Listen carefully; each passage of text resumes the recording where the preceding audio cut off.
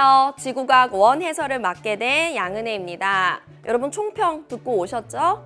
총평 봤으면 이제 우리 1번부터 해설을 시작해 보겠습니다. 자, 1번 문제 보겠습니다. 자, 1번 문제는 이렇게 나와 있어요. 그림은 수도권의 계절별 길이와 그리고 각 계절이 시작되는 날짜의 변화에 대한 학생들의 대화라고 합니다. 자, 일단 나와 있는 자료를 볼게요. 자료를 보면 지금 봄, 여름, 가을, 겨울 계절의 그 변화가 나와 있습니다. 근데 지금 눈에 띄는 게 여러분 여름 한번 볼게요. 자, 여름이 원래 123일이었는데 135일, 152일 이렇게 여름은 점점 어떻게 되고 있어요? 길어지고 있어요. 점점 여름이 길어진다라는 거고. 자, 그다음에 겨울 보겠습니다.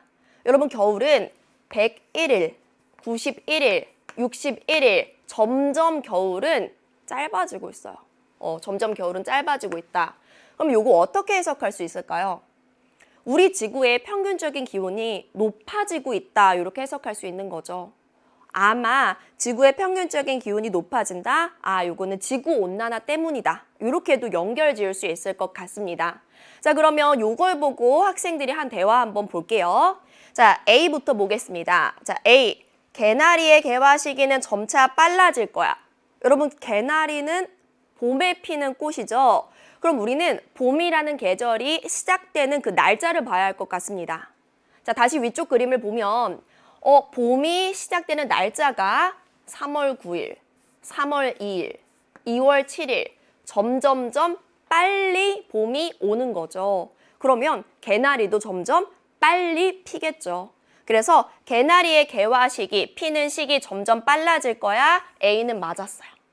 자, 됐고. 자, 이제 B 보겠습니다. 자, B는요. 사과의 재배 가능 지역은 점차 북쪽으로 이동할 거야. 이렇게 말했는데 자, 우리 한반도에서도 사과가 잘 자라는 지역이 정해져 있겠죠. 그런데 전체적으로 지구의 기온이 높아진다면 아마 그 사과가 잘 자라는 지역의 그 기온이 좀 더 위쪽에 있는 고위도, 그러니까 좀 더 북쪽에서도 그 기온을 갖게 될 겁니다. 그러면 사과가 자라는 지역 좀 더 북쪽으로 북상한다? 맞는 거죠. 지구가 더 따뜻해졌으니까. 자, B도 잘 말했어요. 자, 이제 C 볼게요. 자, C는 앞으로 여름은 길어지고 겨울은 짧아질 거야. 아까 봤죠? 여름은 길어지고 겨울은 짧아지고 있습니다. 그럼 C도 잘 말한 거예요. 잘 말했고. 자, 그럼 A, B, C 모두 다 잘 말했기 때문에 우리 답은 5번입니다. 해주면 되겠죠? 자, 이어서 2번 문제 보겠습니다. 자, 2번 문제는 화산 폭발에 관한 문제가 나왔어요. 백두산이 폭발한다면 그 상황을 가정해서 자료가 나온 것 같은데 우리가 이 문제 보기 전에 화산 활동에 관한 내용을 한번 떠올려 볼게요. 이쪽으로 와서 선생님이 요렇게 화산을 그려보겠습니다. 여러분 화산이라 하면 그 아래 마그마들이 있겠죠. 마그마에 방이 있어요. 근데 이 마그마가 지하에서 굳을 수도 있지만 얘가 이제 바깥쪽으로 분출이 될 수도 있거든요. 요걸 우리가 화산 활동이라고 하죠. 자, 화산 활동이 일어날 때는 마그마도 나옵니다. 우리가 요 마그마가 지표 밖으로 나온 걸 특히 용암이라고 해요. 용암. 이렇게 용암도 나오고 또 뭐도 나올까요? 용암뿐만 아니라 화산가스도 나와요. 그래서 화산가스도 이렇게 한번 그려볼게요. 얘는 화산가스다. 그리고 얘가 이제 펑 하고 폭발을 하죠. 그러면 여러분 그 충격에 의해서 여기 요 분화구 근처에서 뭔가 쌓여있던 퇴적물이나 아니면 그 돌멩이 조각들이 요렇게 공중으로 튀어오를 수가 있거든요. 요건 이제 고체 상태 물질이죠. 이걸 우리가 화산 쇠설물이라고 해요. 이렇게 쓸게요. 쇠설물. 근데 이 쇠설물의 대표적인 예시가 바로 화산재입니다. 자, 우리 화산 활동할 때 화산재가 나온다는 건 다 알고 있죠. 그 화산재가 쇠설물이란 거예요. 이게 화산재다. 근데 화산재라는 애는 워낙 이제 가벼운 가루 같은 애니까 얘가 이렇게 위쪽으로 올라가서 이제 대기 중에 마치 지붕처럼 이제 오랫동안 머물게 됩니다. 그래서 화산재 이렇게 한번 그려볼까요? 자, 이렇게 화산재가 깔렸다. 그럼 여러분 이 화산재가 아까 지붕 역할을 한다라고 했습니다. 그럼 얘는 태양빛을, 그 태양 에너지를 더 이제 많아지게 할까요? 아니면 차단을 할까요? 차단하겠죠. 태양 복사 에너지가 들어오다가 이 화산재를 만나면 다시 반사되어 버릴 거예요. 그래서 화산재에 의해서는 우리 지구의 기온이 조금 낮아지겠구나. 이런 내용 우리 떠올릴 수 있겠죠. 그래서 화산 활동에 관한 내용 한번 복습을 해봤고요. 그럼 이제 왼쪽으로 가서 이번에 나온 그림을 해석해 보겠습니다. 자, 지금 문제에서 백두산이 폭발한 후 2시간 그리고 18시간이 지났을 때 예상되는 화산재의 분포다라고 했어요. 자, 일단 왼쪽은 2시간 후. 자, 2시간은 여기 백두산. 여기서 폭발하고 화산재가 요 정도 퍼졌네요. 그리고 18시간 후를 보겠습니다. 자, 이때는 여러분 지금 이게 화산재인데 여기서 폭발을 했는데 백두산에서 폭발했는데 일본까지 영향을 주고 있어요. 그래서 화산재가 굉장히 넓은 범위를 이동하는구나 볼 수 있고 그런데 화산재가 왜 이쪽으로는 이동 안 하고 이쪽으로만 이동했지? 바람이 이렇게 불었으니까. 됐죠? 자, 근데 우리가 바람이라 하면 바람이 불어오는, 바람이 출발하는 곳을 기준으로 이름을 붙이죠. 바람이 지금 북서쪽에서 불어옵니다. 무슨 풍? 북서풍. 그러니까 북서풍에 의해서 화산재가 쭉 이렇게 이동을 했다는 거죠. 자, 여기까지 우리 해석하고 이제 기억, 니은, 디귿 보겠습니다. 자, 기억부터. 기억, 화산재는 주로 북서풍의 영향을 받아 이동했을 것이다. 북서풍의 영향을 받았으니까 이렇게 이동하겠죠. 그래서 기억 보기는 맞아요. 자, 니은. 니은은 분출된 화산재로 인해 대기에서 태양 복사 에너지의 반사율이 감소할 것이다. 자, 여러분, 화산재가 쭉 깔립니다. 그러면 태양 복사 에너지가 반사가 더 많이 되겠죠. 자, 그래서 니은 감소할 것이다. 아닙니다. 반사율은 더 증가해요. 자, 이제 디귿 보겠습니다. 디귿. 백두산 화산 폭발은 우리나라 주변의 항공기 운항에 영향을 줄 것이다. 이거 화산재가 대기 중에 깔렸으니까 당연히 비행기 운항에 영향을 주겠죠. 그렇게 그냥 단순하게 생각해서 디귿 보기 맞다라고 해도 되고요. 조금 더 자세히 본다면 우리 화산재는 아주 가볍기 때문에 여러분 성층권까지 화산재가 올라갈 수가 있거든요. 근데 우리 비행기는 안정한 성층권에서 이동한다는 거 알고 있죠. 그렇기 때문에 비행기 항로에 더 영향을 줄 것이다. 이런 생각도 할 수 있겠죠. 자, 그럼 정답은 기억과 디귿이 맞습니다. 그럼 정답 우리 4번이다. 이렇게 말할 수 있겠죠. 자, 이어서 3번 문제 보겠습니다. 자, 3번 보면 지금 그림은 사막화 지역과 그리고 오른쪽에 대기대순환을 함께 나타낸 거라고 합니다. 여러분 일단 사막화가 뭔가요? 사막화는 사막이 아닌 지역도 사막이 되는 거죠. 뭐 이유는 다양하겠지만 우리가 뭐 어떤 경작지를 너무 늘린다든가 아니면 나무를 너무 많이 벤다든가 해서 사막화가 일어나고 있어요. 자, 그런데 오른쪽을 보니까 대기대순환이 나와 있습니다. 자, 요거 우리 해석해야겠죠. 자, 일단 여기 위도 0도부터 30도 사이에 생기는 요 순환을 우리가 뭐라고 합니까? 이걸 우리가 해들리 순환 또는 해들리 세포라고 해요. 남반구도 마찬가지고요. 자, 그럼 위도 30에서 60도 사이의 요 순환은 뭐라고 해요?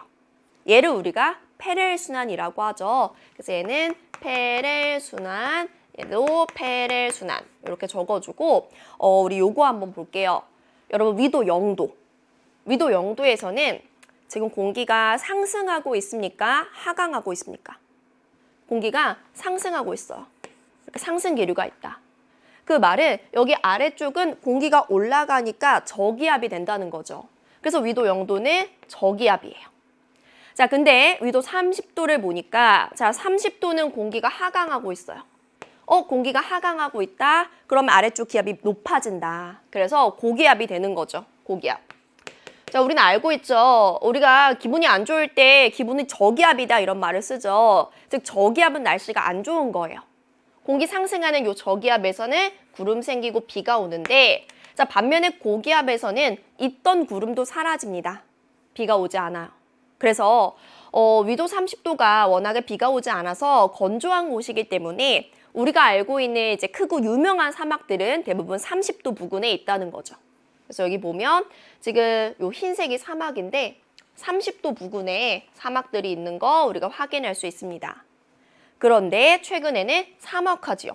요 사막 근처에 기존에 사막이 아니던 곳들도 사막이 되어가고 있다는 거죠. 자, 여기까지 우리 확인할 수 있어요. 자, 이제 보기 보겠습니다. 자, 기억부터. 기억. 사막은 주로 대기대순환에 상승 기류가 나타나는 위도에 분포한다. 자, 우리가 사막은 주로 30도에 분포합니다. 그 이유는 30도에 대기대순환에 하강 기류가 있기 때문입니다. 이렇게 아까 해석을 했죠. 자, 그래서 기억 보기는 상승 기류라는 말 때문에 틀렸어요. 아, 그래서 사막이란 건 무조건 뜨거울수록 생기는 게 아니고 강수량이 적어야 생기는 거구나 파악할 수 있고. 자, 이제 니은 보겠습니다. 니은. 과잉 경작이나 벌목은 사막화를 가속하는 원인이다. 자, 여러분 우리가 과잉 경작, 경작지를 너무 많이 늘린다든가 벌목, 나무를 자르는 거죠. 그런가 하면 땅이 건조해지면서 메마르면서 사막이 더 늘어나게 되겠죠. 그래서 니은 보기는 맞게 말했어요. 맞고. 자, 이제 디귿. 중국과 몽골의 사막화는 우리나라의 황사 발생 일수를 증가시킬 수 있다라고 했습니다. 자, 여러분 황사가 뭡니까? 황사. 여기 지도 위에 그려볼까요? 황사라는 건 이 중국이나 몽골 쪽에 있는 어떤 모래나 먼지 같은 게 이렇게 편서풍을 타고 우리나라 쪽으로 오는 걸 우리가 황사라고 하죠. 그러면 중국, 몽골 쪽에 사막이 늘어난다? 그럼 우리나라의 황사는 더 가속화, 더 심해질 거다라고 할 수 있는 거죠. 자, 그래서 디귿 보기도 맞는 보기입니다. 자, 그럼 니은과 디귿이 맞네요. 그럼 정답은 4번 해주면 되겠죠. 자, 됐고요. 자, 이제 4번 문제 보겠습니다.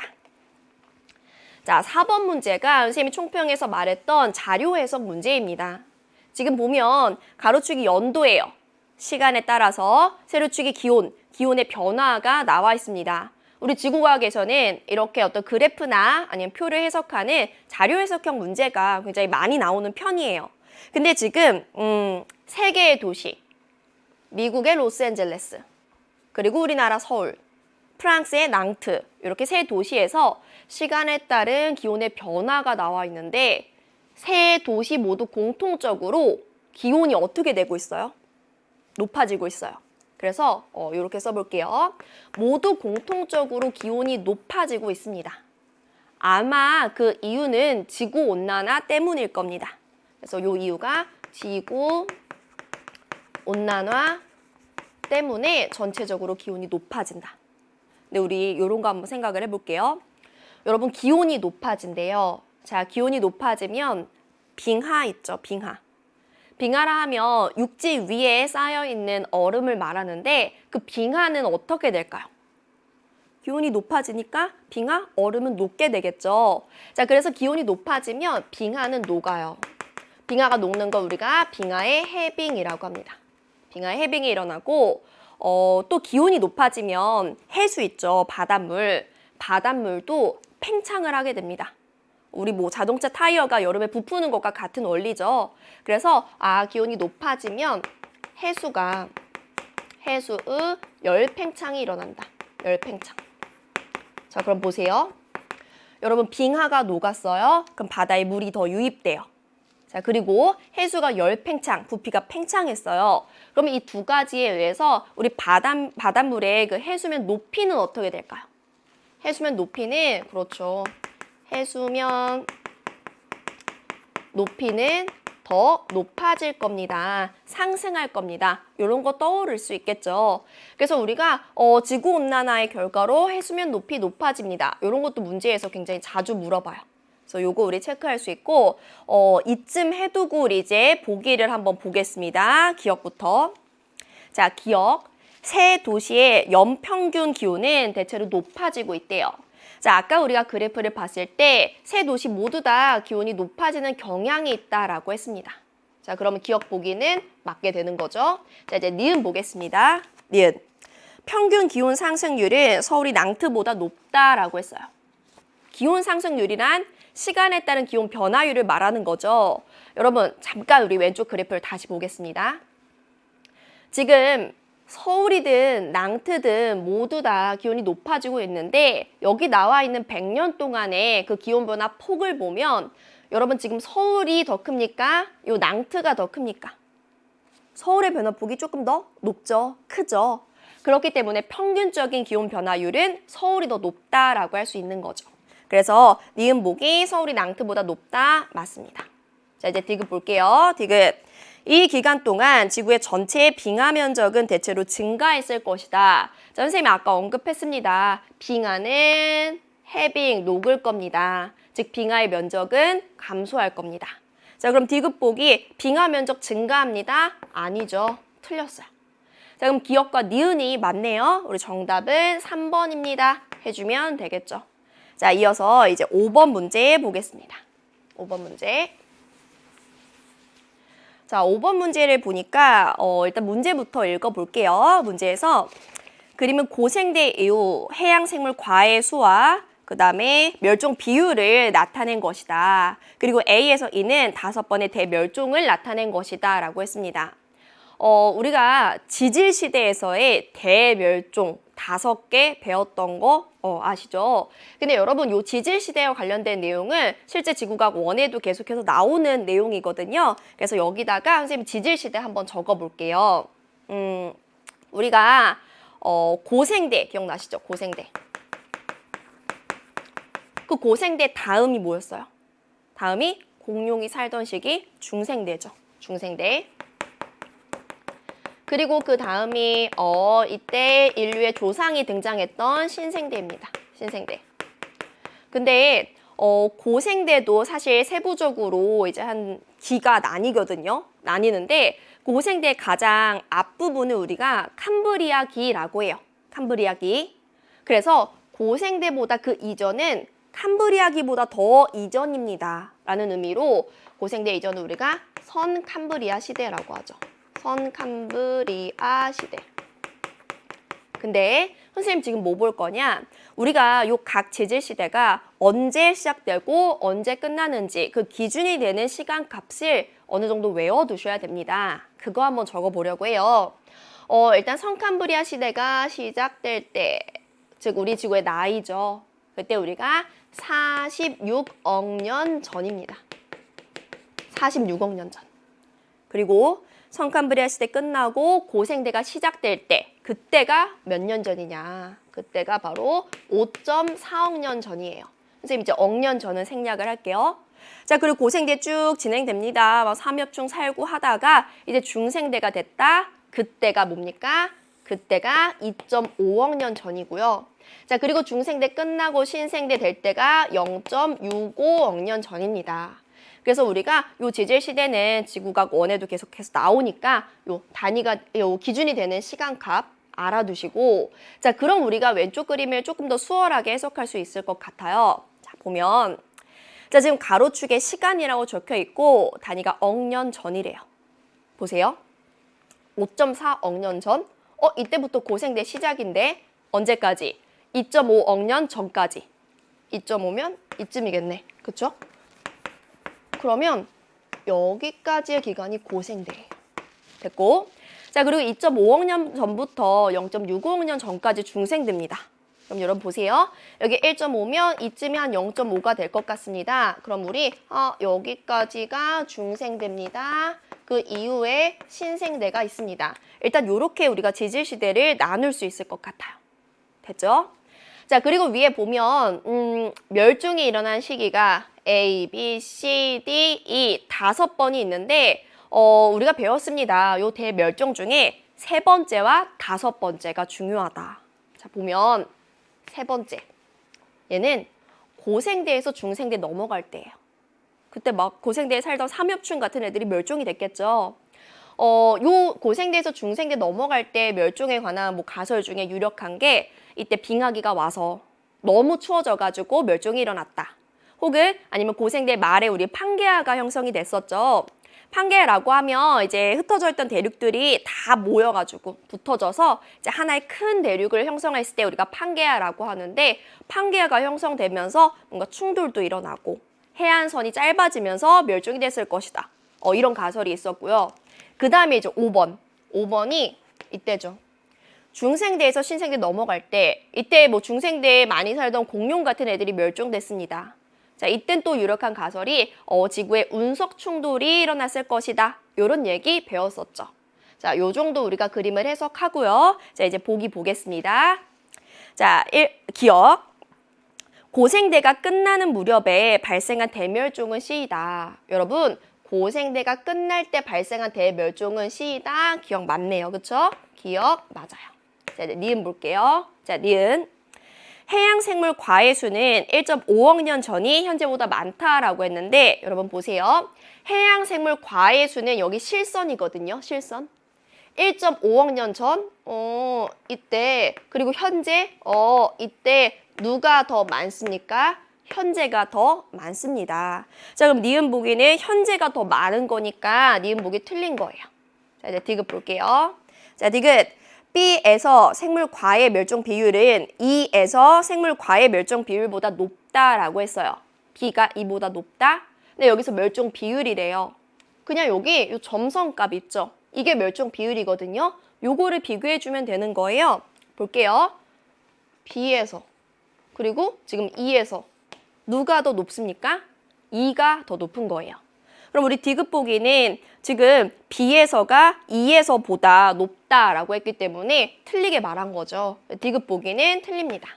그럼 기억만 맞게 되겠네요. 그럼 정답은 우리 1번 골라주면 되겠죠. 자, 이어서 6번 문제 보겠습니다. 6번 문제.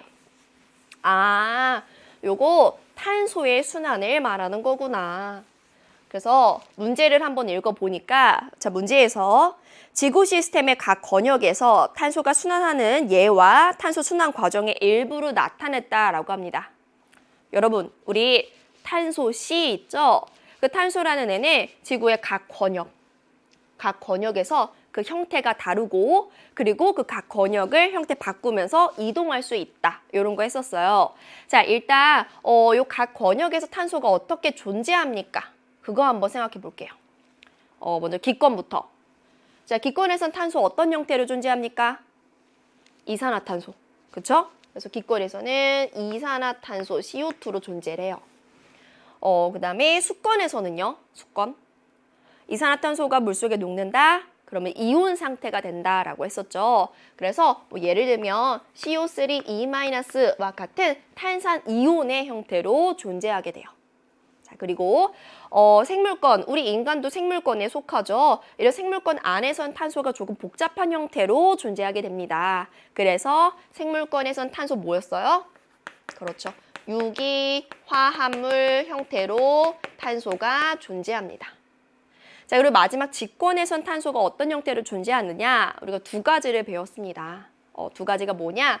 일단은 뭐 석탄이나 석유와 같은 화석 연료의 형태로 존재하기도 하고 아니면 여러분 아까 이 수건에 있는 CO3E- 있잖아요. 얘가 물속에 녹아있던 이온이 침전이 될 수도 있거든요. 그 이온이 침전이 된다면 이제 돌이 되는데 그 돌이 바로 석회암입니다. 그래서 석회암의 형태로 존재할 수도 있어요. 근데 그래서 실제로 우리 지구상의 탄소는 이 중에 어디에 가장 많을까요? 이 중에 직권, 그 중에서도 석회암 형태로 가장 많습니다. 그래서 이런 거 알아두시고 지금 여기서 A, B, C 과정이 있는데 각 과정이 뭔지 한번 볼게요. 자, 일단 B 같은 경우는 방금 선생님이 이미 말했습니다. 말하기를 물속에 녹아있던 탄산 이온이 침전되면 석회암이 됩니다. 요거는 이제 침전이에요. 침전. 자, 그리고 A 볼게요. 자, A는 여러분 대기 중에 있던 이산화탄소를 생물이 흡수한대요. 생물에 이제 들어온대요. 뭡니까? 이산화탄소 흡수해서 산소 만드는 거. 이걸 우리가 광합성이라고 하죠. 그래서 지금 A 과정은 광합성이에요. 그러면 이런 이동도 있는데 탄소가 생물권에서 기권으로 이동하면 그건 뭘까요? 우리가 후 하고 호흡할 때 이산화탄소 나오죠. 이게 바로 호흡입니다. 호흡. 자, 그 다음에 C 볼게요. 여러분 C는요. 생물권에 있던 탄소가 직권으로 간다. 이거 뭘까요? 생물권에 있던 게 뭐 화석 연료나 석회암이 되는 거 그런 거죠. 우리 생물의 사체가 오랫동안 묻히면 그게 화석 연료가 될 수 있습니다. 대표적인 예로 우리가 사용하는 석탄 있죠. 석탄은 고사리에 사체가 묻혀가지고 만들어진 거죠. 그래서 C에는 그런 과정이 있다는 거 보시고, 자, 이제 우리 왼쪽에 있는 글을 한번 볼게요.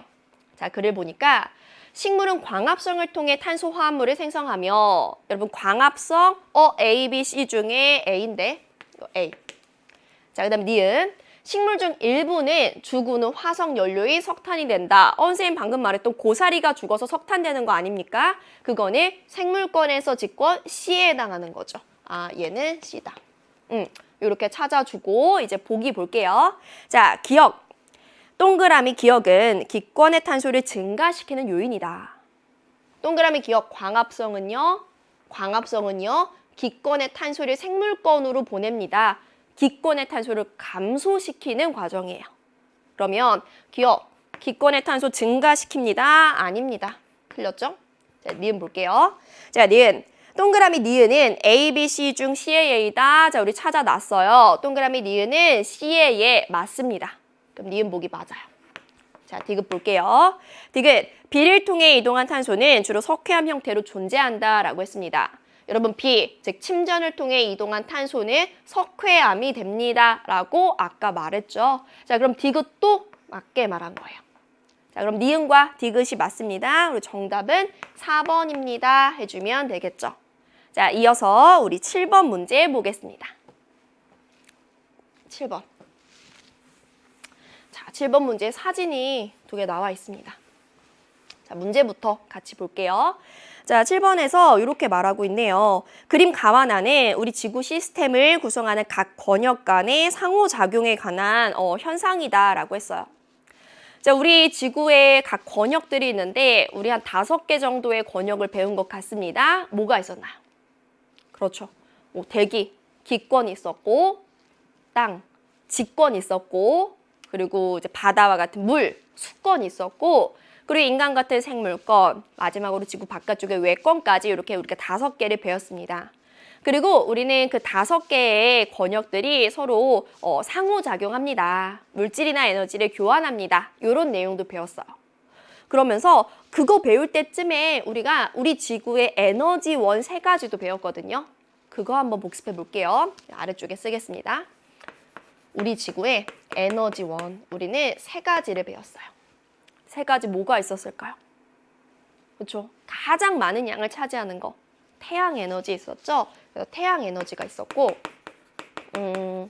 그다음에 뭐 지진이라든가 아니면 화산 활동이라든가 이런 현상을 일으키는 거. 우리 지구 내부 에너지 있었죠? 지구 내부 에너지가 있고요. 그리고 양이 가장 적어요. 근데 우리가 이제 바다에서 밀물, 썰물 이런 현상을 일으키는 에너지원 뭐라고 했을까요? 그런 거 우리가 조력 에너지라고 했어요. 조력 에너지. 이렇게 우리가 3개의 에너지원을 배웠었는데 이 중에 가장 많은 양을 차지하는 게 바로 태양 에너지입니다. 그만큼 태양 에너지는 가장 많은 현상에 관여를 하겠죠. 그래서 태양 에너지에 관여하는 현상 우리가 다 열거할 수 없습니다. 너무 많으니까. 대표적인 건 아까 광합성 나왔죠. 우리 광합성 하려면 태양 빛을 받아야 되거든요. 그 태양 에너지는 광합성이라는 현상에 관여를 해요. 광합성. 그리고 또 중요한 게 여러분 우리 대기나 아니면 해수가 이제 운동을 하죠. 이동을 하죠. 그것의 근원 에너지가 바로 태양 복사 에너지입니다. 그래서 태양 에너지는 대기나 아니면 해수의 운동의 에너지다. 요런 거 우리가 배웠었어요. 이렇게 에너지원 복습을 해봤고요. 이제 우리가 사진을 한번 볼게요. 자, 가부터 보겠습니다. 여러분, 가는 지진 해일이래요. 자, 우리가 해일이란 건 뭐냐? 해일이란 건 해안가에서 파도의 높이가 비정상적으로 높아지는 경우를 우리가 해일이라고 하죠. 사진 보면 막 여기 해안가에 집들을 파도가 더 덮고 있습니다. 근데 그 원인이 지진이래요. 지진. 그러니까 바다에서 해저 지진이 일어나는 경우 그게 바로 해일을 일으킬 수 있다는 거죠. 그럼 가는 얘는 지진이니까 직권. 그리고 해일이니까 수권과의 상호작용이겠다. 자, 이렇게 우리 생각할 수 있고, 자, 이제 나 볼게요. 자, 나는 태풍입니다. 자, 일단 우리가 태풍이라 하면 태풍 막 바람 불고 비 오고 기상현상이니까 일단 기권이구나. 그런데 여러분 태풍이 어디에서 만들어지느냐? 자, 이거 지원에도 나오는 내용입니다. 잘 들어주세요. 태풍은 적도 부근의 따뜻한 열대 해상에서 만들어집니다. 즉 태풍의 에너지원이 수권에서 온다는 거죠. 그래서 태풍의 발생이라고 했어요. 그럼 얘는 수권과 기권 사이의 상호작용입니다. 이렇게 우리가 말할 수 있는 거죠. 자, 요 정도 봤고요. 자, 이제 보기 보겠습니다. 자, 기억. 가는 수권과 직권의 상호작용에 의한 현상이다. 여러분, 가는 수권과 직권의 상호작용, 기억 맞습니다. 자, 이제 니은 볼게요. 니은. 나의 에너지원은 지구 내부 에너지이다. 자, 나 태풍인데 선생님이 대기의 운동의 에너지원은 태양 에너지라고 했는데 지구 내부 에너지랑 무관하죠? 그래서 니은 보기가 틀렸어요. 니은 틀렸고, 자, 디귿 볼게요. 가와 나의 과정에서 모두 에너지의 이동이 일어난대요. 자, 보세요. 자, 가는 지진헬이 발생하는 거예요. 자, 이때 직권에서 수권으로 에너지가 이동해요. 됐고, 자, 나는 태풍의 발생이에요. 자, 이때 따뜻한 바다인 수권에서 기권으로 에너지가 이동합니다. 그러면 에너지의 이동 있는 거죠? 그래서 디귿 보기 맞습니다. 자, 기억과 디귿이 맞습니다. 자, 우리 3번 답으로 골라주면 되는 거죠. 답은 3번이다. 자, 이어서 8번 문제 볼게요. 자, 8번 문제. 우리 태양계가 어떻게 만들어졌는지에 관한 이야기인 것 같습니다. 성운에서 태양계가 형성되는 과정을 나타낸 거래요. 여러분, 이 내용은 사실 지구과학 1이랑은 직접적인 관련이 없지만 지2에 나오는 내용이거든요. 한번 봅시다. 자, 우리가 성운이라 하면 성간 물질들이 유독 많이 모여 있는 곳, 마치 구름처럼. 그걸 우리가 성운이라고 하죠. 그럼 선생님 성운 한번 그려볼게요. 성간 물질들이 많이 모여 있습니다. 이렇게. 그런데 자, 이 성간 물질들은 다 각각의 질량을 가지고 있다. 질량을 가지고 있는 물질들은 서로 끌어당긴다. 얘네가 서로 끌어당겨요. 이렇게 끌어당긴다. 그럼 얘의 부피가 쪼그라들겠죠. 수축하겠죠. 이런 걸 우리가 뭐라고 하느냐? 이걸 우리가 중력 수축이라고 해요. 중력 수축. 그런데 자, 요 성운은 중력 수축만 하는 게 아니고 동시에 뱅글뱅글 회전도 합니다. 그래서 얘가 동시에 이렇게 회전을 해요. 회전. 근데 성운이 회전과 동시에 수축을 한다면 얘가 이제 원반의 모양으로 바뀌게 되거든요. 그래서 원반 형태 한번 그려볼게요. 이렇게 납작한 원반 형태가 되는데 이 원반의 중심에 질량이 거의 대부분 모이게 됩니다. 그럼 얘가 뭐가 되느냐? 얘가 바로 우리가 지금 알고 있는 태양의 모습이에요. 그래서 얘를 우리가 태양의 과거 모습입니다. 원시 태양이라고 해요. 원시 태양.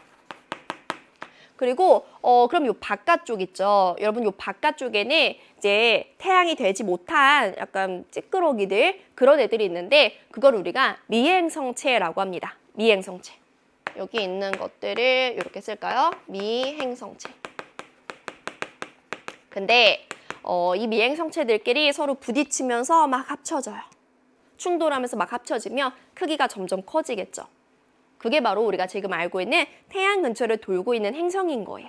그래서 미행성체에 얘네들이 충돌하고 합쳐져가지고 행성의 처음 모습, 원시 행성이 만들어집니다. 그리고 우리는 이 원시 행성이 태양과 가까운 쪽은 지구형 행성, 딱딱합니다. 태양과 먼 쪽은 목성형 행성, 기체로 되어 있습니다. 이런 거 알고 있죠. 자, 그래서 위쪽 과정을 다시 봤더니 선생님 말한 대로 적혀 있습니다. 지금 성운에서 원시 태양과 태양계 원반이 형성이 되고 그리고 원반에서 미행성체가 형성이 되고 그 미행성체들이 충돌하고 합쳐지면서 원시 행성이 형성되는 그 과정이 쭉 나와 있는 거예요. 됐어요? 자, 이제 보기 볼게요. 자, 기억. A 과정에서 성운은 회전하면서 수축했다. 자, A에서 회전과 수축했습니다. 자, 됐고요. 자, 이제 니은 볼게요. 니은. 원시 태양은 태양계 원반의 중심부에 위치한다. 자, 원시 태양은 원반의 중심부에 질량 거의 다 모여서 만들어집니다. 중심부에 위치하는 거 맞아요? 자, 니은 맞고. 자, 디귿 볼게요. 자, 디귿. B 과정에서 미행성체들의 충돌과 결합이 일어났다. 요 미행성체들이 막 충돌하고 결합돼서 우리가 알고 있는 원시 행성이 된 거다라고 했습니다. 그럼 디귿 보기도 맞아요. 기억, 니은, 디귿 모두 맞습니다. 그럼 정답은 5번입니다. 해주면 되겠죠. 자, 이렇게 우리가 8번 문제 풀어봤고요. 이제 9번 문제 가겠습니다. 자, 9번 문제. 이거 판구조론 문제네요.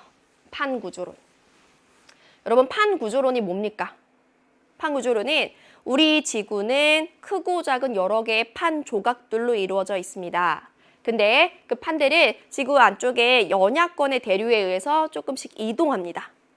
그래서 그 판들이 이동하면서 서로 이제 멀어지기도 하고 가까워지기도 하면서 어떤 지각 변동이 일어납니다. 이런 게 바로 판구조론이었죠. 우리가 1학년 때 배웠던 판구조론이 지구과학 1에서도 똑같이 그대로 나옵니다. 그래서 중요한 내용이니까 판구조론 그 중에서도 그 판들의 경계 있죠. 그거 한번 떠올려 볼까요? 일단 이쪽으로 갈까요? 여러분, 우리가 판과 판의 경계라고 하면 3가지 종류가 있습니다. 자, 일단은 이렇게 그려볼까요? 판과 판이 멀어질 때, 이거 우리가 무슨 경계라고 해요? 판과 판이 멀어질 때 발산한다. 발산형 경계라고 하죠. 발산형 경계. 발산형 경계의 대표적인 예시가 바로 바다 안에서 해양판과 해양판이 발산하는 건데 그걸 선생님이 그림으로 한번 그려볼까 해요. 이렇게 그릴게요. 이렇게 수면이 있고 바다 아래 이렇게 바다에 산맥이 있는 거예요. 됐죠? 근데 얘가 지금 왼쪽 판과 오른쪽 판이 멀어지고 있는 상황이에요. 자, 이렇게 멀어지려면 멘틀의 대류는 이런 식으로 상승해야 되거든요. 그래서 발산형 경계는 멘틀 대류의 상승부입니다. 그리고 새로운 판이 태어나는 장소입니다. 이런 거 우리 알고 있고 여기서 여러분 여기 지금 이렇게 볼록볼록 튀어나온 요 산맥을 우리가 뭐라고 불러요? 이걸 우리가 해령이라고 했었죠. 이게 해령인 거예요. 해령. 그리고 그 해령과 해령 사이에 움푹 들어간 골짜기 있습니다. 그 골짜기를 뭐라고 해요? 얘를 우리가 열곡이라고 했어요. 열곡. 그리고 여기서 일어나는 지각변동 생각을 해보면 우리가 지각변동이라고 하면 뭐 지진이나 화산활동 이런 걸 말하죠. 자, 여기 마그마가 상승합니다. 화산활동이 일어나고요. 자, 그리고 여기서 두 판이 멀어지면서 지진도 발생하는데 지진은 얕은 곳에서만 발생해서 천발 지진이 일어납니다. 이런 거 우리 배웠었죠. 자, 이쯤에서 발산형 얘기는 마무리하고 이제 두 번째. 여러분, 두 판이 가까워져요, 이번엔. 두 판이 가까워지는 경계 뭐라고 했어요? 이런 게 수렴합니다. 수렴형 경계였었죠. 수렴형. 근데 사실 수렴형 경계는 어떻게 판들이 만났을 때 처리되느냐에 따라서 두 가지로 또 나뉩니다. 어떻게 나뉘어요? 그렇죠. 섭입형 경계 그리고 충돌형 경계로 나뉘어졌었죠.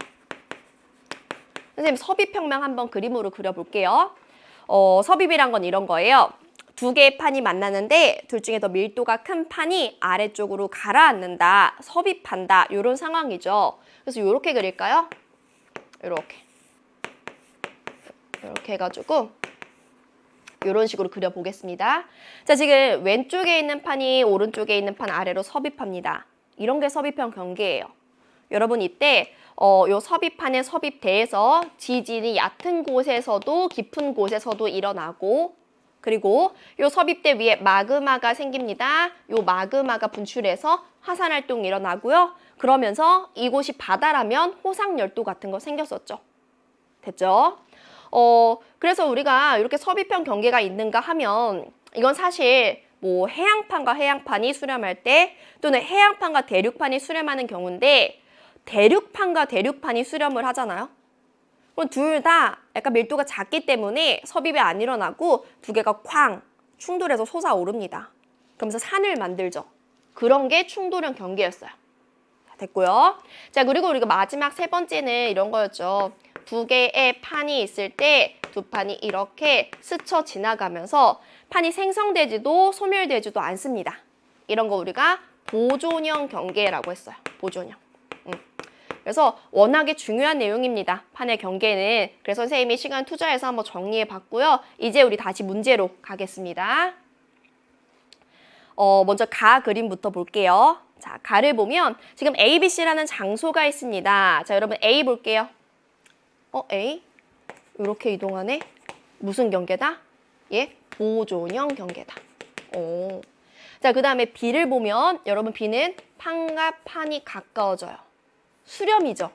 근데 왼쪽에 있는 나즈카판은 해양판이고 오른쪽에 있는 남아메리카판은 지금 경계 부근에서 대륙판입니다. 여러분 이거는 그러면 수렴 중에서도 서비편 경계죠. 그래서 이렇게 쓸게요. 수렴한다. 근데 그 중에서도 서비편 경계에 해당합니다. 자, 그리고 C는요. 두 판이 이렇게 멀어지고 있습니다. 얘는 발산형 경계고요. 아마 C에서 해령이라든가 열곡이라든가 이런 거 나타나겠죠. 자, 그리고 이제 나 보겠습니다. 자, 나를 보면 이게 판의 경계고요. 다시 한번 그릴까? 여기 이렇게. 요렇게가 판의 경계고 왼쪽에 해양판 그리고 오른쪽에 대륙판이 있는데 해양판이 대륙판 밑으로 섭입하고 있는 상황입니다. 즉 이 나는요 수렴 중에서도 섭입형이고요. 우리 가 그림에서 B에 해당합니다. 자, 됐죠? 자, 이제 보기 보는 거예요. 자, 기억부터 볼게요. 기억, A는 보존형 경계에 위치합니다. 자, 지금 A는요 보존형 경계 맞습니다. 자, 이제 니은 볼게요. 자, 니은 나에서는 해령이 만들어진다. 자, 지금 나에서는 얘 섭입형인데 그럼 여기선 해령 안 생겨요. 선생님 아까 그림 그렸어요. 해령은 발산형에서 생기는 거예요. 자, 그러면 니은 틀렸어요. 자, 디귿 볼게요. 디귿.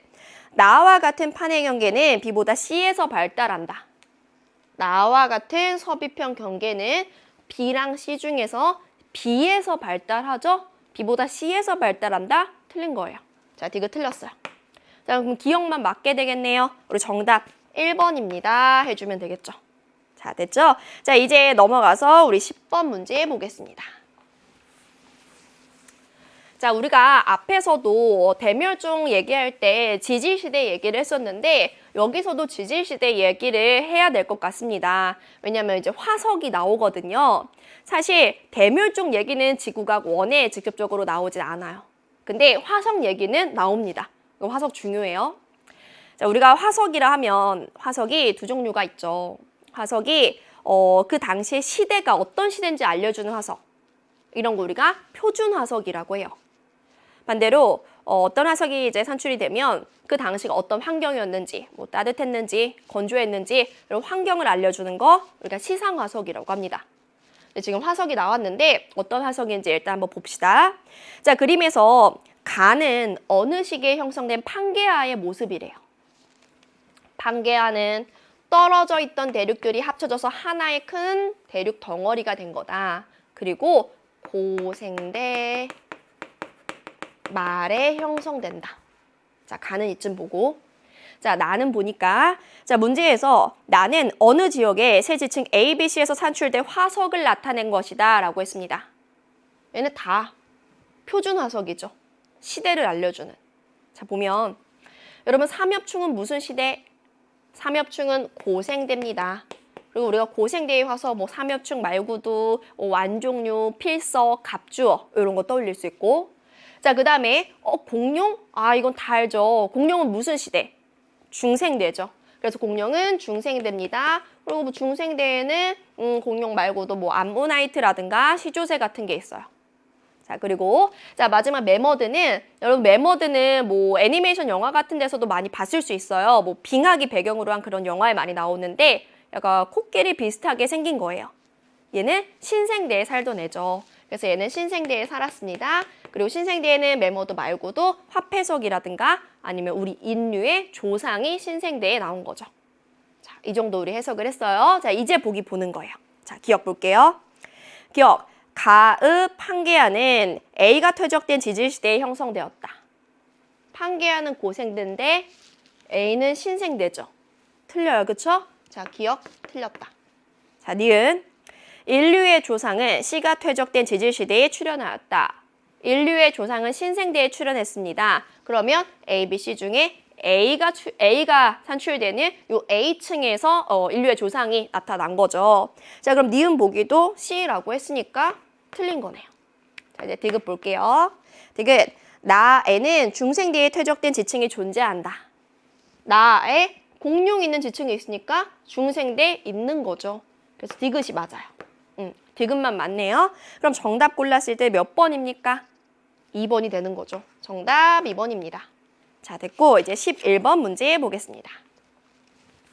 자, 11번 문제. 지금 문제에서 그림은 어느 해역에서 측정한 겨울철과 여름철의 깊이에 따른 수온 분포를 A와 B를 순서 없이 나타냈다라고 합니다. 자, 우리가 지구과학 1에서도 해수의 수온에 관해서 배우는데 사실 두 가지 관점에서 배워요. 표충 수온과 그리고 이렇게 깊이에 따른 연직 수온에 관해서 배웁니다. 지금 연직 수온이 문제에 나온 거죠. 자, 우리가 연직 수온 한번 떠올려 보면 여기다 대충 그려볼게요. 가로축 수온이고요. 세로축 깊이입니다. 그때 우리가 깊이에 따라 연직 수온 분포를 보면 수온이 이렇게 됐죠. 일정하다, 감소하다, 일정합니다. 여기 가장 얕은 곳에서 일정한 이유는 대기 중에 바람이 불기 때문에 바람에 의해서 혼합되었기 때문입니다. 이걸 우리가 혼합층이라고 해요. 혼합층. 선생님, 그럼 혼합층은 바람이 세게 불수록 두껍겠네요? 더 깊은 곳까지 섞이게 되니까? 맞아요. 그래서 혼합층의 두께는 바람의 세기랑 비례했습니다. 자, 그리고 두 번째는 수온이 점점 낮아집니다. 수온이 점점 약해집니다. 얘를 우리가 수온약층이라고 해요. 자, 수온약층은 이런 특징이 있죠. 여러분, 얘는 이 수온약층 안에서 수온이 높은 편이죠. 수온이 높으면 해수의 밀도는 작죠. 그래서 위에 있어야 되는데 이미 위에 있어요. 자, 그리고 얘는 지금 수온이 낮은데 그래서 밀도가 커요. 그러면 아래에 있어야 되는데 이미 아래에 있어요. 대류가 일어날 필요가 없다.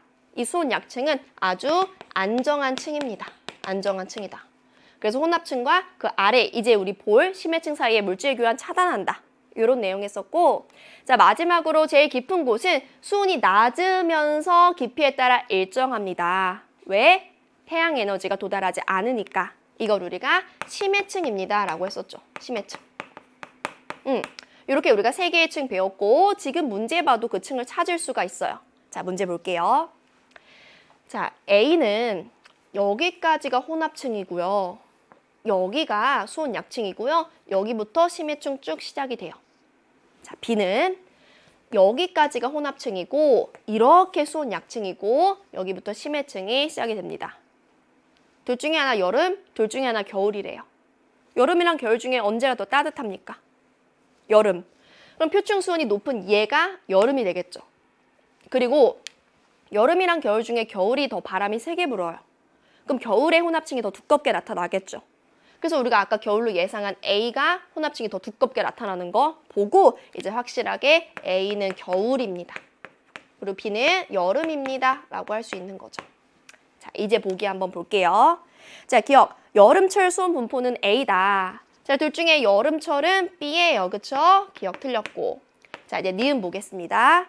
니은. 바람에 의한 해수의 혼합은 A보다 B에서 활발하다.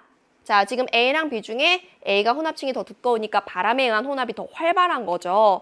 자, 그래서 니은은 틀렸습니다. 자, 이제 디귿 볼게요. 자, 수온 약층의 두께는 A보다 B에서 두껍다. 여러분, 수온 약층의 두께는 B가 더 두껍게 나타나는 거죠. 자, 그래서 디귿이 맞습니다. 자, 우리 디귿만 맞기 때문에 정답 2번입니다. 골라주면 되겠죠. 자, 이어서 12번 문제 보겠습니다. 자, 12번 문제 몇 개 안 되는 우주 문제예요. 우주 문제. 자, 여러분이 고등학교 1학년 때 가장 첫 부분에서 배웠던 내용이에요. 우주론에 관한 내용입니다. 지금 서로 다른 두 우주론을 주장하는 과학자 A, B의 대화를 나타냈다라고 했습니다. 자, 우주론 그 과정 간단하게 한번 떠올려 볼까요? 우리가 과거에는 지금은 우리가 우주가 팽창하고 있다고 생각하지만 우주가 팽창하지 않는다는 생각을 하던 시절도 있었어요. 그때로 가볼게요. 여기다 쓰면서 해봅시다. 과거에 우주는 팽창하지 않습니다. 그걸 우리가 정적 우주론이라고 해요. 우주 팽창하지 않아요. 근데 어떤 사람은 아니다, 우주는 팽창한다 라고 했어요. 그걸 우리가 우주 움직인다, 동적 우주론이라고 한 거죠. 동적 우주론. 이 두 가지 의견이 대립되던 시절이 있었습니다. 팽창 안 합니다, 팽창합니다. 그런데 그 이후에 허블이 등장하죠. 허블이 외부 은하, 우리 은하 밖에 있는 외부 은하를 관측하면서 뭘 발견하냐. 우리 은하와 외부 은하는 멀어지고 있다. 그리고 우리 은하로부터 더 먼 은하일수록 빠른 속도로 멀어지고 있다는 걸 발견을 합니다. 근데 그게 바로 정적 우주론, 우주가 팽창한다는 증거거든요. 그래서 이 허블의 관측에 의해서 정적 우주론이 이제 채택이 된 거고 동적 우주론은 틀렸다가 됐어요. 그런데 자, 그 이후에 또 그래, 우주는 팽창하는데 근데 팽창하는 방식이 어떠냐에 따라서 또 두 가지로 나뉩니다. 먼저 우주는 아주 온도 높고 밀도 높은 아주 작은 점이 빅뱅하고 폭발하면서 만들어진 공간이다. 그런 식으로 팽창을 한다. 그게 바로 대폭발 우주론이죠. 또는 뭐 빅뱅 우주론이죠. 이제 우주론은 생략을 할게요. 근데 또 그것과 반대로 우주는 이제 팽창을 하면서 새로운 공간이 생기면 거기서 새로운 물질들이 계속해서 만들어진다. 그게 바로 뭐다? 그게 바로 정상 우주론이에요. 정상. 얘네들을 우리가 비교할 수 있어야 되는데 여러분, 대폭발 우주론은 우주의 질량은 계속 그대로예요. 질량은 그대로입니다. 이렇게 쓸게요. 그런데 우주 공간은 커지는데 질량이 그대로이기 때문에 우주의 밀도 그리고 우주의 온도는 점점 어떻게 된다? 감소한다라는 거였죠. 반면에 정상 우주론은 우주가 팽창하는 만큼 그 빈 공간에 계속해서 새로운 물질이 만들어집니다. 그러면 전체적인 질량은 증가합니다. 밀도와 온도는 어떻게 됩니까? 일정합니다. 이게 바로 정상 우주론이었어요. 얘네들이 막 대립했는데 근데 또 이제 새로운 관측 두 개가 나오죠. 두 개가 우주 전체에 거의 균일하게 우주 배경 복사라는 게 관측이 됩니다. 우주 배경 복사. 그리고 또 수소와 헬륨의 질량비란 게 나오죠. 일단 쓸게요. 수소와 그리고 헬륨의 질량비. 우리가 수소와 헬륨의 질량비를 대폭발 우주론을 가정하고 구했을 때 이게 3대 1이 나오거든요. 근데 실제로 구한 값과 그게 일치했던 거죠. 그래서 이 두 가지에 의해서 여기 이렇게 표시할게요. 대폭발 우주론을 우리가 이제 믿게 된 거죠. 정상 우주론 탈락. 그래서 지금의 빅뱅 우주론, 대폭발 우주론이 나왔다. 이런 과정 우리가 쭉 배웠었죠. 자, 여기까지 우리 떠올리고요. 자, 이제 12번 문제 보겠습니다. 자, 12번에 두 명의 과학자가 등장해서 얘기를 하고 있는데 우리가 좀 왼쪽에 있는 사람부터 볼게요. 이 사람이 우주는 점과 같은 상태에서 현재의 크기까지 팽창하면서 온도와 밀도가 감소했대. 자, 점에서 빅뱅 폭발하면서 온도와 밀도가 감소했대요. 얘 대폭발 우주론이죠. 대폭발. 다른 말로 빅뱅 우주론이다. 자, 근데 오른쪽 사람은 우주는 팽창하지만 과거에도 현재와 같은 밀도를 유지하고 있었습니다. 왜냐하면 계속해서 새로운 공간상의 질량이 생기니까요. 이게 뭡니까? 이게 바로 정상 우주론이 되는 거죠. 자, 됐죠? 자, 이제 보기 볼게요. 자, 기억. 빅뱅 우주론을 주장하는 과학자는 A랑 B 중에 A, 대폭발 우주론이죠. 자, 그래서 기억은 A라고 했으니까 맞는 거고. 니은 볼게요. 자, 니은. B가 주장하는 우주론에 의하면 우주에선 새로운 물질이 계속해서 만들어진대요. B는 이렇게 말했죠? 공간이 팽창하면 그 팽창한 공간에 새로운 물질 만들어집니다. 맞아요. 자, 이제 디귿 볼게요. 자, 디귿. A가 주장하는 우주론에서는 우주에 존재하는 수소와 헬륨의 질량비가 3대 1일 것으로 예측하였다. 아까 선생님 얘기했었죠. 대폭발 우주론에서는 수소, 헬륨 질량비 3대 1로 예측을 했고 실제로 그렇게 관측이 되더라. 그래서 우리는 빅뱅 우주론을 믿고 있다.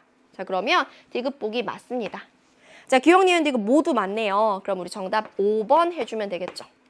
자, 요거는 지구과학 1에도 그대로 나오는 내용입니다. 그러니까 요 문제 잘 봐두시고, 자, 이제 13번 문제 볼게요.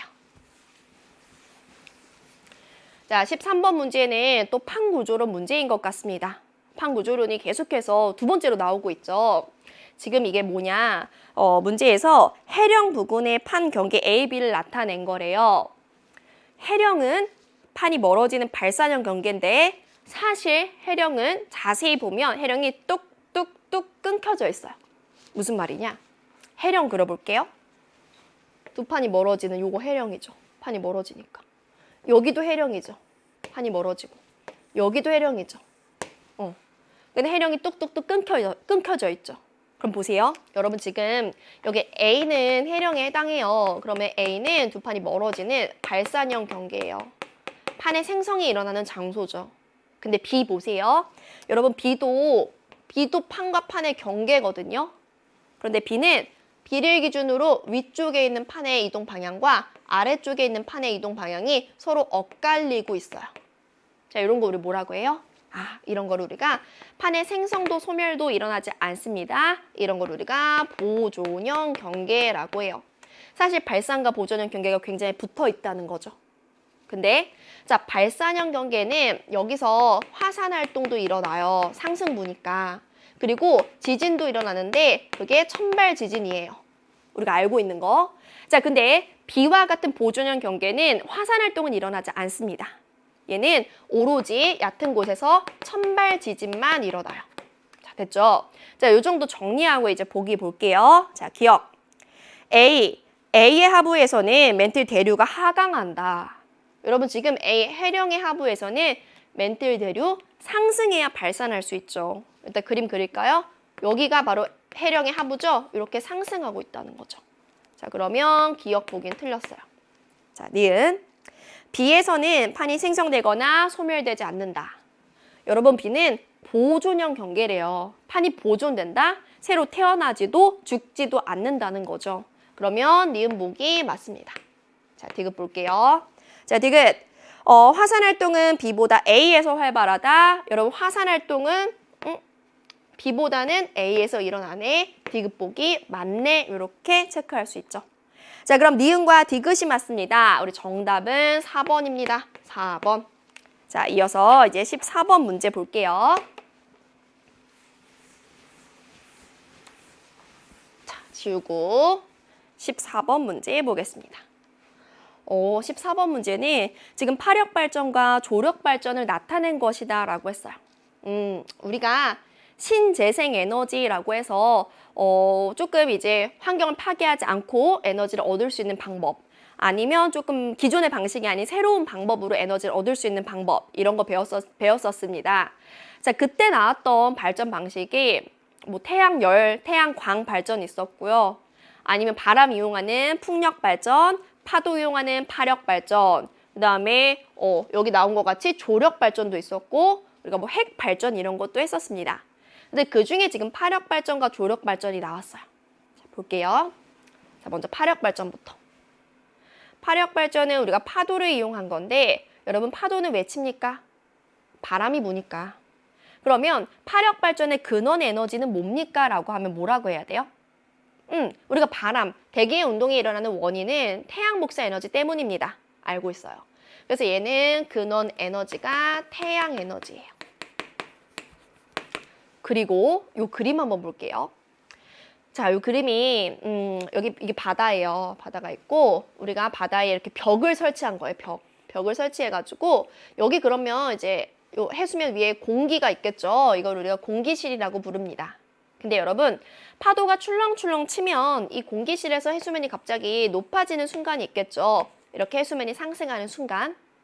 그럼 여기 공기실에 있던 공기의 일부는 어딘가로 빠져나가야 돼요. 근데 빠져나가는 구멍은 한 곳밖에 없거든요. 여기 길을 만들어 놨어요. 그러면 공기가 요렇게 흐르겠네. 근데 공기가 흐르는 그 길목에 우리가 터빈, 즉 발전기를 설치해 놨습니다. 그럼 공기가 흐르면서 터빈을 뱅글뱅글 돌린다는 거죠. 그러면 그때 운동 에너지로 우리가 전기 에너지를 얻을 수 있다. 이게 바로 파력 발전의 원리인 거예요. 자, 이 그림 해석할 수 있죠? 자, 이제 나를 보겠습니다. 자, 나를 보니까 얘는 조력 발전이다. 조력 발전이란 건 이런 거죠. 여러분 여기 바다와 호수라고 적혀져 있었는데 옛날에는 얘네 다 바다였어요. 이런 식으로 그릴까요? 여기 이렇게 육지가 있고 원래 다 바다였는데 우리가 가운데에 이렇게 제방을 설치해서 인공적으로 나눈 거죠. 그래서 여기를 이제 호수라고 부르는 거예요. 만약에 여기 없었을 때는 이제 밀물, 썰물이 반복이 되면서 이곳은 갯벌도 만들어졌을 거예요. 자, 근데 이렇게 제방을 만들어서 우리가 밀물과 썰물일 때 그 위치 에너지 차이를 이용해서 하는 발전을 조력 발전이라고 합니다. 얘는 근원 에너지가 뭘까요? 얘는 조력 에너지가 되겠죠. 조력 에너지. 이 조력 에너지가 안 좋은 점은 갯벌을 파괴한다는 거. 그런데 또 좋은 점은, 그러니까 다른 발전에 비해서 좋은 점은 여러분 파력 발전 같은 경우는 파도가 언제 칠지 몰라요. 그러니까 날씨의 영향을 많이 받는데 우리 조력 발전은 밀물 썰물은 어느 정도 그래도 뭐 몇 시에 어느 정도 규모로 온다 정해져 있죠. 그래서 얘는 어느 정도 발전량을 예측할 수 있다라는 장점이 있습니다. 자, 됐어요. 자, 이제 우리 보기 볼게요. 기억. 가는 날씨에 관계없이 발전량이 일정하다.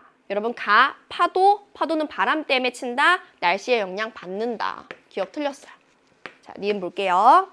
니은 나의 근원 에너지는 태양 복사 에너지다. 자, 나의 근원 에너지는 조력 에너지입니다. 니은 틀렸어요. 자, 디귿 가와 나의 발전 과정에서 온실기체를 거의 배출하지 않는다. 자, 우리가 석탄이나 석유 같은 화석 연료는 발전할 때 온실기체를 배출한다는 안 좋은 점이 있는데요. 지금 배웠던 이 발전 방식들은 대체로 온실기체는 배출하지 않고 좀 친환경적이다라고 할 수 있죠. 그래서 디귿 보기가 맞습니다. 그럼 우리 정답은요, 디귿만 맞습니다. 2번입니다. 해주면 되겠죠. 됐죠? 자, 이제 15번 문제 보겠습니다. 자, 15번 문제는 우리가 앞서 해수에서 수온의 연직 분포 이런 거 했었는데 얘는 이제 바다가 아니고 대기에서의 기온 변화를 나타낸 겁니다. 그래서 지금 가로축이 기온이고요. 그리고 세로축이 높이다. 이렇게 나와 있어요. 근데 우리가 그 높이에 따른 대기가 총 4개의 층으로 나뉘어졌었죠. 조그맣게 그려보면 이렇게 우리 M자 그렸잖아요. M자 그려서 여기 대륙권입니다. 여기 성층권입니다. 여기 중간권 10권입니다. 이런 거 배웠어요. 그래서 각 권의 특징 같은 거 했었고 우리 요것만 한번 체크를 해볼게요. 조금 확대해서 그릴게요. 선생님이 요게 대륙권이고 요게 성층권이다라고 그릴게요. 여러분 대륙권은요. 지금 보면 여기 얘는 기온이 높잖아요. 기온이 높으면 밀도가 작아요. 밀도가 작은 애는 위로 올라가려고 해요. 얘는 막 올라가려고 해. 근데 얘는 지금 기온이 낮은 편이죠. 이 가로축 값을 보니까 기온이 낮으면 밀도가 크거든요. 밀도가 큰 애는 아래로 내려가려고 해요. 무거우니까 이렇게. 자, 그럼 이 대륙권에서는 막 공기가 대류하려고 합니다. 그래서 대류 현상이 활발하고 수증기도 풍부하기 때문에 기상 현상도 활발해요. 근데 그 위에는 성층권은 반대죠. 얘는 온도 낮은 애가 아래 있고 온도 높은 애가 위에 있어요. 굳이 대류할 필요가 없어요. 여기는 아주 안정한 층이에요. 안정. 그러니까 워낙에 안정해서 우리가 비행기가 다니는 길로 이용한다. 이런 거 했었고 사실 성층권에서 또 중요한 특징은 뭐냐. 여기 바로 오존층이 있죠. 여기 오존층이 있어요. 오존층. 그리고 오존층은 태양으로부터 오는 유해한 안 좋은 자외선을 막아줍니다. 이런 거 우리가 배웠었던 거죠. 자, 그럼 우리 이제 문제를 풀 수 있을 것 같습니다. 자, 지금 문제에서 A와 B가 각각 대륙권과 성층권 중 하나래요. 여러분 당연히 아래쪽에 있는 B, 얘가 뭡니까? 얘가 지금 대륙권입니다. 대류라고 쓸게요. 자, A가 뭡니까? A는 지금 점점 높이에 따라 기온 높아지는 A가 바로 성층권이에요. 성층권. 그리고 높이에 따른 오존 농도도 나와 있는데 오존 농도가 유독 높은 곳 여기 이 높이에 뭐가 있다? 오존층이 있다. 오존층은 어디 있다? A라는 성층권에 있다. 여기까지 우리 볼 수 있죠. 자, 이제 우리 보기 보겠습니다. 자, 기억. 오존층은 A에 존재한다. 오존층 A에 존재합니다. 됐고. 자, 니은. B에서는 기상현상이 일어난다. 여러분 B, 대륙권에서는 대류현상도 기상현상도 둘 다 일어납니다. 자, 그래서 니은도 맞아요. 자, 디귿. 대류현상은 B보다 A에서 활발하다. 자, 대류현상은 안정한 A보다는 B에서 활발합니다. 그러면 B보다 A에서 활발하다. 디귿은 틀려요. 디귿 틀렸다. 자, 그럼 기역과 니은이 맞는 거죠? 그럼 정답은 3번입니다. 할 수 있는 거죠. 자, 됐습니다. 자, 이제 16번 문제 볼게요.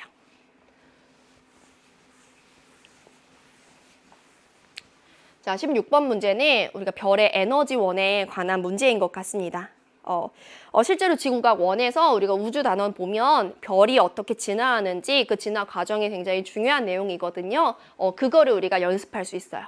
자, 문제에서 그림 가만 안에 각각 현재와 미래 어느 시점에 태양 내부 구조를 나타낸 거래요. 그리고 A와 B는 각각 수소 핵융합 반응과 헬륨 핵융합 반응이 일어나는 영역 중 하나이다라고 했습니다.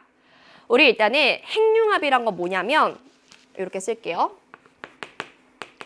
가벼운 원자핵들이 모여가지고 무거운 원자핵이 되는 과정, 요걸 우리가 핵융합이라고 해요. 근데 그 과정 속에서 질량의 결손이 생깁니다. 그런데 질량 결손은 우리가 E는 mc 제곱입니다 라는 공식에 의해서 에너지로 바뀝니다. 이때 발생하는 요 에너지가 핵융합 에너지라는 거예요. 됐어요? 자, 근데 대표적인 예시가 바로 수소 핵융합이죠. 수소 4개가 모여서 헬륨 1개가 됩니다. 근데 4개의 수소의 질량이 1개의 헬륨의 질량보다 큽니다. 즉 질량 결손이 발생해서 이때 에너지가 생깁니다. 근데 선생님이 예시로 수소 핵융합 반응을 썼지만 이제 점점 더 무거운 원소 핵융합 반응도 일어날 수 있습니다. 근데 무거운 원소 핵융합 반응일수록 발생하는 에너지도 크지만 그 핵융합 반응이 일어나기 위해서 필요한 온도도 더 높아요.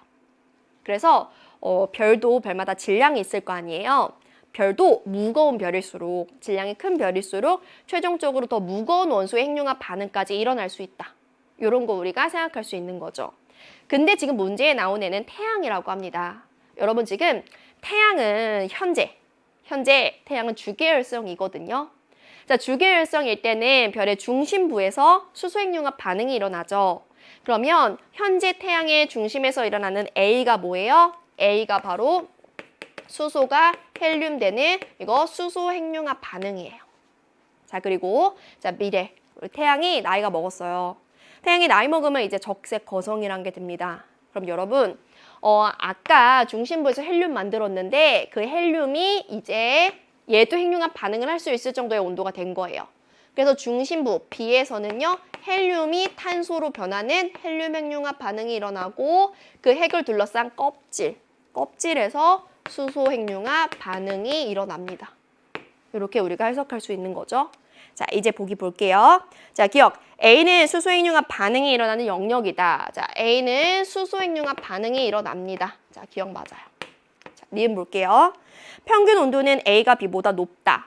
자, 평균 온도는 수소 핵융합 반응이 일어나는 A보다는 헬륨 핵융합 반응이 일어나는 B가 더 높아요. 선생님, 더 무거운 원소 핵융합 반응일수록 반응의 온도가 높아진다라고 했습니다. 자, 그럼 니은 보기는 A가 B보다 높다. 땡. 틀렸어요. 자, 디귿.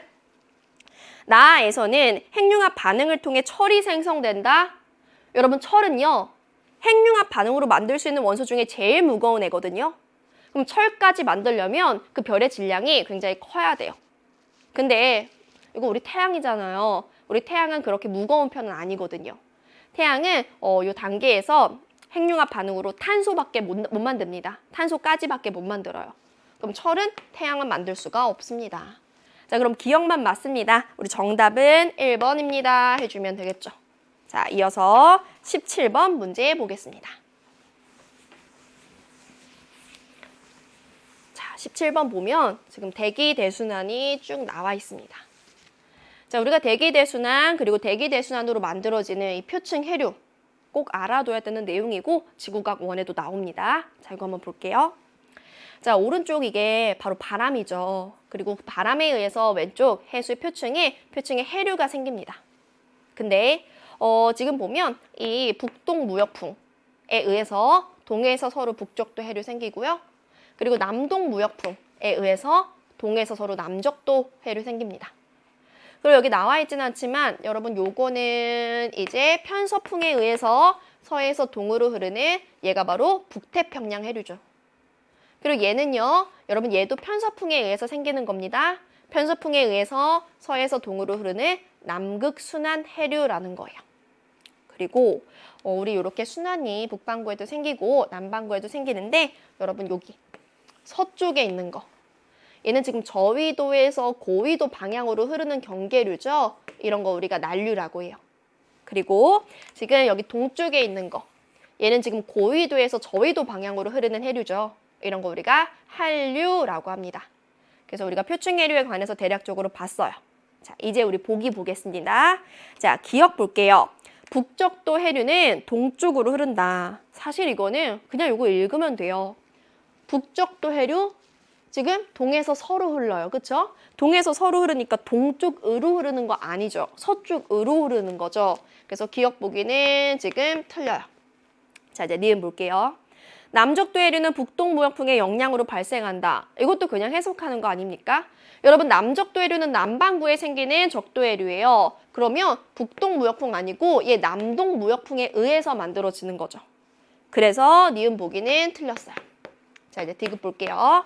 자, 디귿 표층해류의 순환은 저위도의 에너지를 고위도로 이동시킨다라고 했는데 여러분 요 표층 해류든 요 오른쪽에 대기 대순환이든 이렇게 대기와 해수의 역할, 운동의 역할이 뭐냐.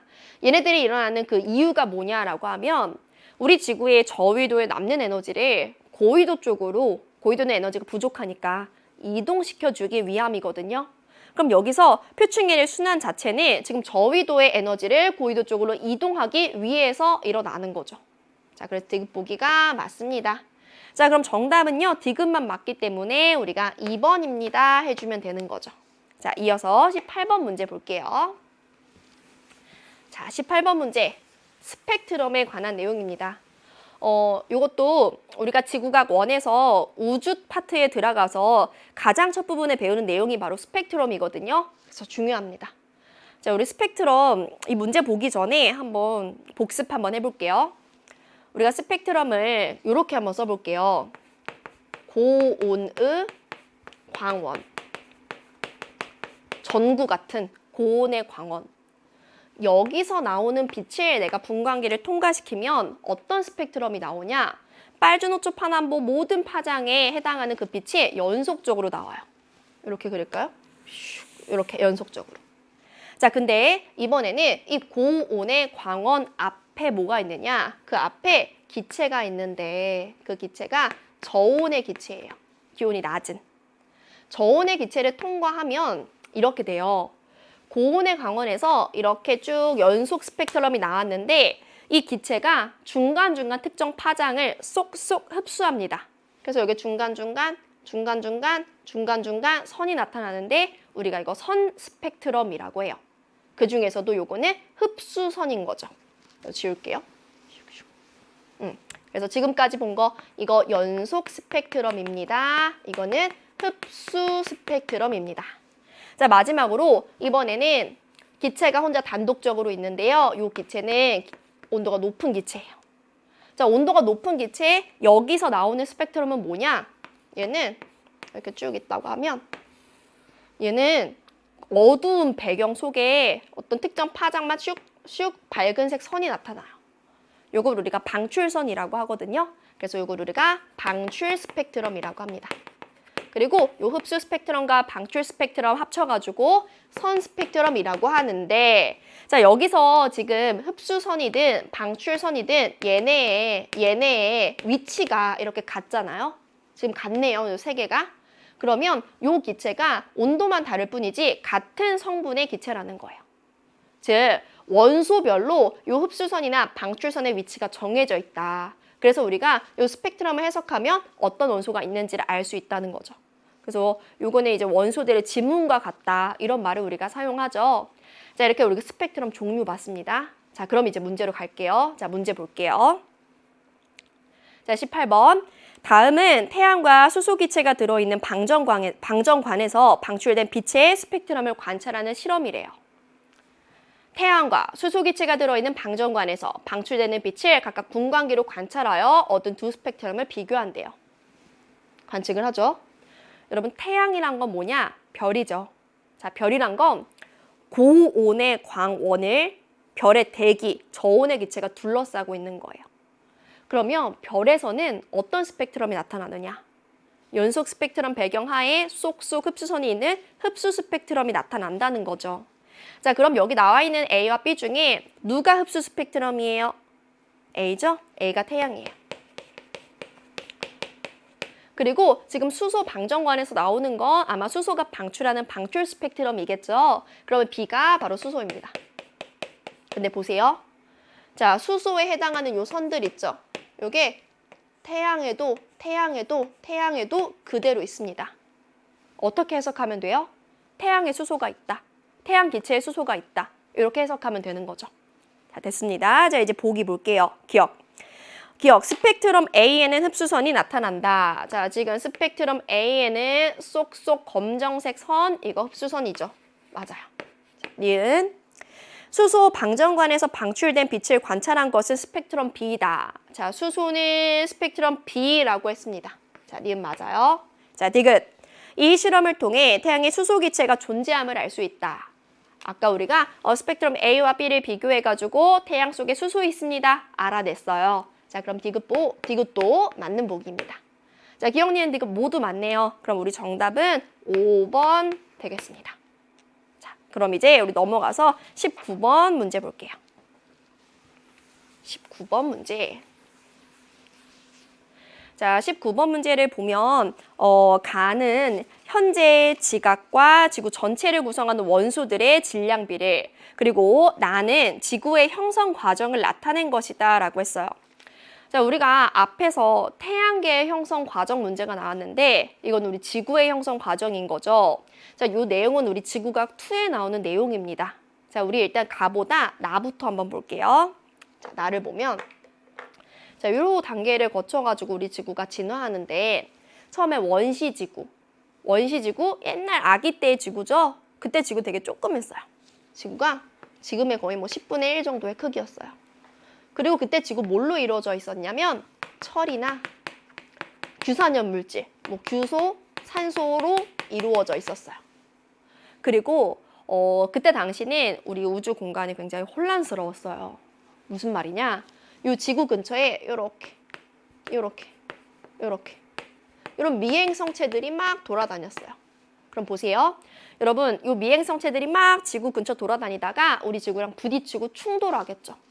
막 충돌이 일어나는데 충돌이 일어나면서 그 충돌에 의해서 열도 생길 거고, 그래서 우리 지구가 뜨거워질 겁니다. 그래서 이렇게 쓸게요. 우리 지구가 뜨거워져요. 근데 그 미행성체들이 우리 지구가 몸에 막 붙여요. 그 지구의 크기를 막 키우는 거죠. 그래서 이때는 온도도 높아지지만 질량도 커지고요. 지구의 반지름, 크기도 커집니다. 됐어요? 자, 근데 온도가 높아지다가 어느 순간에 이제 지구가 녹아버려요. 지구가 녹은 상태다. 이걸 우리가 뭐라고 하느냐? 이걸 우리가 마그마 바다라고 합니다. 마그마 바다. 그럼 보세요. 이 바다는 여러분이 생각하는, 우리가 일반적으로 생각하는 그 물이 있는 바다는 아니에요. 마그마가 바다처럼 쫙 깔려 있다는 거죠. 근데 이 마그마도 유동성이 있어요. 움직일 수 있다는 거죠. 딱딱하진 않아요. 그러면 이제 물질들이 움직이겠죠. 어떻게 움직이냐? 무거운 애들, 예를 들면 철을 선생님이 이렇게 철이라고 해볼게요. 철은 무거우니까 중심 쪽으로. 그리고 아까 규소와 산소 같은 규산염 물질들은 철에 비해서 가볍죠. 그럼 가벼운 애들은 어디로 간다? 좀 이렇게 표면 쪽으로 뜨게 되는 거죠. 됐어요? 그래서 이 과정이 계속되면 이제 이렇게 돼요. 그 전에 모든 물질들이 균질하게 분포했는데 그 이후엔 이제 층이 구분이 된다는 거죠. 그래서 지금 철과 같은 무거운 애들은 이렇게 중심 쪽에 모였습니다.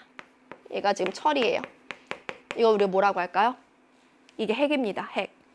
자, 그리고 아까 규산염 물질 같이 가벼운 애들은 요 바깥쪽에 있어요. 자, 이게 뭐냐? 자, 요 규산염 물질, 요게 바로 멘틀입니다. 멘틀이 지금 규소와 산소로 이루어졌다라는 거죠. 자, 그리고 나서 이제 지구가 미행성체들이 다 행성에 붙어버렸으니까 그 미행성체 충돌의 수가 적어져가지고 점점 식어요. 지구의 기온이 내려갑니다. 자, 그러면서 지금 가장 바깥쪽에 이제 껍질이 생겨요. 그걸 우리가 지각이라고 하고요. 원시 지각. 그리고 이제 대기 중에 있던 수증기가 식으니까 응결이 됩니다. 그래서 비가 내려요. 그래서 비가 이제 움푹 파인 곳에 고이게 돼서 이제 진짜 바다, 원시 바다가 형성이 되는 거. 이게 바로 우리 지구가 진화한 과정입니다. 됐어요? 자, 그럼 이제 우리가 가 그림을 해석할 수 있을 것 같습니다. 자, 가를 보니까 지금 뭔지 모르겠는데 이 기역과 규소는 얘는 지금 지각에 있는 양이 지구 전체에 있는 양보다 더 많아요. 그러니까 무슨 말이냐면 양이라고 하면 안 되겠죠. 원소의 질량 B라고 나와 있네요. 지각에서의 질량 B가 지구 전체의 질량 B보다 더 많다는 거예요. 그럼 얘는 뭡니까? 얘가 산소가 되겠죠. 그리고 산소와 규소는 지금은 지각이라고 나와 있지만 얘는 지각에도 많고 그리고 멘틀에도 많습니다. 그래서 지각과 멘틀은 규산형 광물로 이루어져 있다. 이렇게 우리가 말하죠. 자, 근데 철은 보니까 철은 지금 지각보다 지구 전체에서의 질량비가 더 크다. 중심 쪽에 모여있기 때문이죠. 이 철이라는 애는 지구의 핵을 주로 구성합니다. 자, 이렇게 우리가 가 그림을 해석할 수 있어요. 자, 이제 보기 보겠습니다. 자, 기역. 동그라미 기역은 산소이다. 산소죠. 왜냐면 규산염 물질들이 지각에 많으니까. 자, 그래서 기역 맞아요. 자, 니은 볼게요. 자, 니은. 지각에 있는 광물은 대부분 규산형 광물이다. 자, 지각에 규소와 산소 이렇게 많은데 그래서 규산형 광물이 지각을 대부분을 이룬다. 이런 거 우리 알고 있죠. 자, 그래서 니은도 맞아요. 자, 디귿. A 과정은 현재 지각과 지구 전체를 구성하는 철의 질량비 차이가 나타나는데 영향을 주었다. A 과정? 자, A는 마그마 바다에서 멘틀과 핵이 분리되는 거, 즉 철은 중심으로 가고 규소와 산소는 표면 쪽으로 가는 그 과정을 말하는 거죠. 그거에 의해서 철이 이렇게 질량비 차이가 나게 된 거죠. 자, 그럼 디귿 보기도 맞습니다. 자, 디귿 맞아요. 자, 그럼 기역, 니은, 디귿 모두 맞습니다. 그럼 정답은 5번입니다. 해주면 되겠죠. 자, 우리 이어서 이제 마지막 문제 20번 보겠습니다. 자, 여러분 20번은 이제 엘니뇨 문제예요. 자, 엘니뇨 우리 통합과학에서 꽤 어려운 내용에 속했었는데 지구과학 1에도 그대로 나옵니다.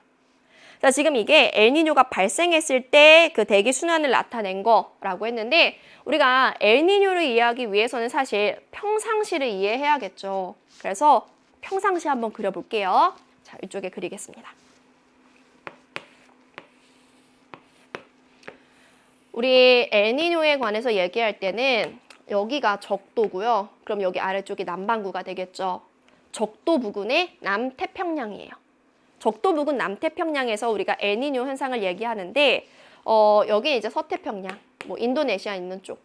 여기는 이제 동태평양, 여기 남미 대륙 있는 쪽이죠. 됐죠? 자, 근데 자, 여기서 여러분 이제 무역풍이 붑니다. 이게 저위도 지역이기 때문에 무역풍이 이렇게 불죠. 이런 식으로 무역풍이 불어요.